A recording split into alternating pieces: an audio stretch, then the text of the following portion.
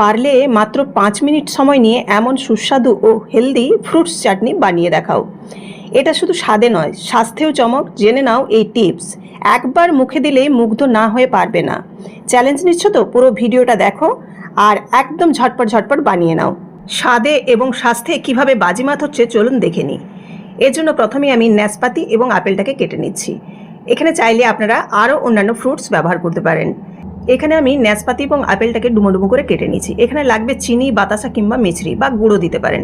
তো এখানে আমার মিষ্টির যে রসটা বাকি আছে আমি ওটা দিয়েই করব। আগের দিনই মিষ্টি বানিয়েছিলাম, সেই রসটা কিছুটা বেড়ে গেছে, তো এখানের জন্য আমি এক্সট্রা চিনি ব্যবহার করছি না, ওই রসটা দিয়েই করব। তবে কালারটা কী করে এলো, এখানে আমি স্যাফরন দিয়েছি, স্যাফরন দেওয়ার জন্য এত সুন্দর একটা কালার এসেছে। তো এবার দেখুন, আপনারা অবশ্যই এখানে চিনি ব্যবহার করতে পারেন বা বাতাসা মিছরিও ব্যবহার করতে পারেন। যেহেতু চিনি শিরাটা একদম জমাট বাঁধা ছিল, সেজন্য জল দিলাম বেশ কিছুটা, দিয়ে ভালোভাবে ফুটিয়ে নিয়েছি। ফুটে যাওয়ার পর এখানে আমি অ্যাপেল এবং নাশপাতিটা দিয়ে মোটামুটি মিনিট 2-3 মতো একটু সেদ্ধ করে নিলাম। ব্যাস, ভালোভাবে ফুটে গেছে, রসটাও ঘন হয়ে গেছে। এদিকে আমি গ্যাসের ফ্লেম অফ করে দিয়েছি। শেষে আমি একটু দিলাম চিলি ফ্লেক্স, দিয়ে দিলাম এখানে একটু বিট লবণ আর জিরে ভাজা গুঁড়ো, যেটাকে ড্রাই রোস্ট জিরে পাউডার বলা হয়। আর কাজু কিশমিশ অবশ্যই শেষে একটু দেবেন, তাহলে কিন্তু টেস্ট আরও বেড়ে যাবে। দিয়ে ব্যাস নামিয়ে নিলে রেডি হয়ে যাবে এরকম ড্রাই ফ্রুটস চাটনি। তো রেসিপিটি কেমন লাগলো অবশ্যই লাইক, কমেন্ট এবং শেয়ার করতে ভুলো না।